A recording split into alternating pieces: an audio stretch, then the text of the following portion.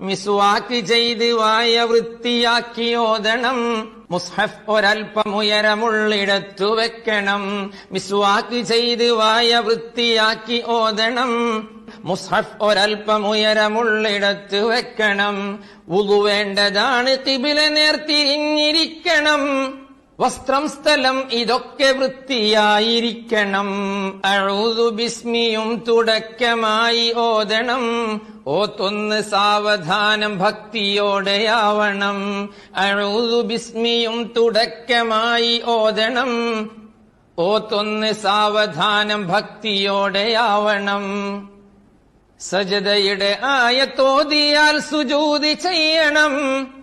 സംസാരവും കളി ചിരി ഇതൊക്കെ മാറണം.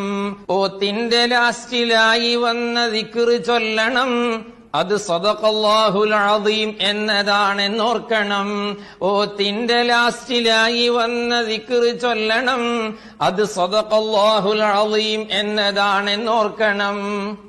നീ ഖത്മ് ചെയ്ത് തീർന്നുടൻ ദുആ ചെയ്യണം.